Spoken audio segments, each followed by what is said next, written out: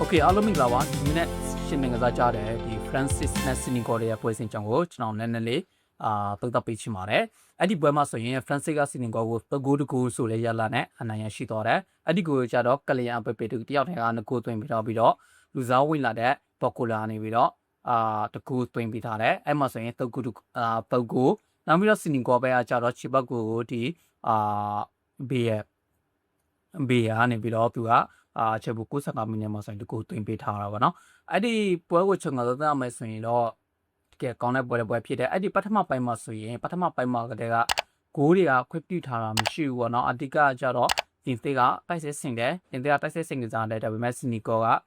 ကနေပြီးတော့ low block ပုံစံနဲ့သူတို့ကစားတာပေါ့နော်အဲ့မှာဆိုရင်သူတို့ကဘယ်လိုမျိုးလုပ်လဲဆိုတော့ဒီဖေးဘက်ကဘောလုံးပေးလိုက်တာဆိုမဲ့သူတို့ကချစ်ချင်းတန်းပစ်ထုတ်တာပါချစ်ချင်းတန်းဖြစ်ထုတ်တာပဲเนาะနောက်ပြီးတော့ပထမပိုင်းမှာဆိုရင်ချစ်ချို့သားခွင့်ရည်တွေကိုလည်းအများကြီးခံတီးနိုင်ကိုကျွန်တော်တို့တွေ့ရပါတော့ဥပမာဆိုရင်Senegalဘက်ကဆိုရင်အဒီနီကိုလာဂျက်ဆင်တို့နီကိုလာဂျက်ဆင်တို့မှနေတို့ရဲ့အသွင်းအပိုင်ကန်သွင်းမှုတော့ကိုပေါ်ထောင်တက်သွားတာတို့နောက်ပြီးတော့ကိုသမားကဟတ်တနိုင်တဲ့လုပ်တွေဆိုရင်အရန်ဝင်နှမျောတဲ့ကောင်းအရန်ဝင်နှမျောဖို့ကောင်းတဲ့အလုပ်တွေကိုကျွန်တော်တို့တွေ့ရတာပေါ့နော်ဒါပေမဲ့ဒုတိယပိုင်းမှာဆိုရင်တကူတကူဆိုတဲ့ရလာတဲ့ပွဲကပြီးသွားတာပေါ့နော်ပွဲမှာဆိုရင်ကျွန်တော်တို့ဒီ Francis ကသူကလင်းနဲ့တုတ်တက်ဆိုတဲ့ကစားကွက်နဲ့သူကပွဲထက်လာတာပေါ့နော်အဓိကကြတော့သူတို့ဒီတိုက်စစ်ပိုင်းမှာဆိုရင်ကလီယန်အဘပေကိုသူကအထောင်တိုက်ဆက်မှုနဲ့သူတို့ထားတယ်နောက်ပြီးတော့ Olisius ပါလာတယ်နောက်ပြီးတော့ Dembele ပါလာတယ်နောက်ပြီးတော့ Dua ပါလာတယ်ပေါ့နော်နောက်ပြီးတော့Chume Ani မှာဆိုရင် Queen လက်မှာဆိုရင် Chume Ani နဲ့ဒီRavios တို့နေရာကိုသူတို့Queen လက်အထိုင်နေသူတို့ထားတာကိုကျွန်တော်တို့တွေ့ရတာပေါ့နော်အဲ့မှာဆိုရင်ကျွန်တော်တို့ဒီ Senegal ပေါ့အဲ့ဒီ Senegal တရားကြတော့သူက4-3ကစားကွက်နဲ့သူတို့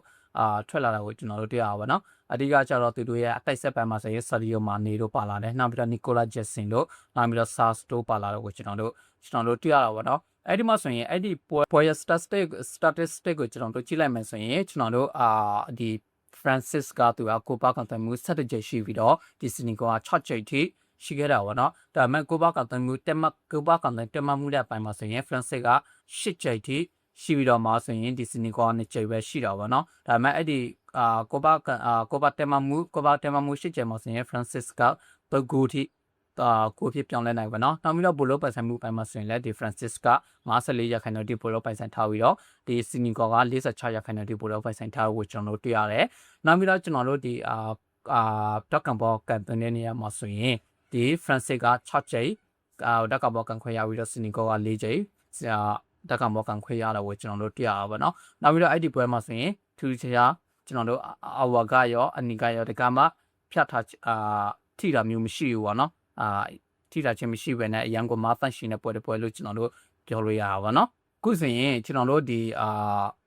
အုပ်စုအိုင်မှာပေါ့เนาะအုပ်စုအိုင်မှာဆိုရင် Norway ရဲ့ Francis ရဲ့ Senegal ရဲ့ Iraq ဆိုတဲ့အသင်းလေးသင်းရှိတာပေါ့เนาะအဲ့မှာဆိုရင်ကျွန်တော်တို့ Norway က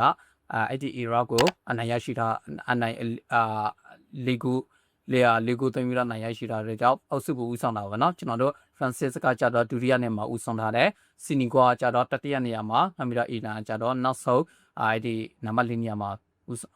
ရက်တီထားကိုကျွန်တော်တို့တွေ့ရပါတော့။ Okay ပလီတာတို့မြင်နေရောကျွန်တော်တို့ဒီ Francis ကပေါ့နော်ဒီကမ္ဘာဖလားမှာဆိုရင်ဘယ်လောက်ထိဆန်ဆောင်နိုင်မလဲဆိုတာကို comment မှာရေးပေးခဲ့ကြပါဦးကျွန်တော်ရဲ့ channel ကို like နဲ့ subscribe လုပ်တော့မင်းနဲ့အားလုံးကိုကျေးဇူးတင်ပါတယ်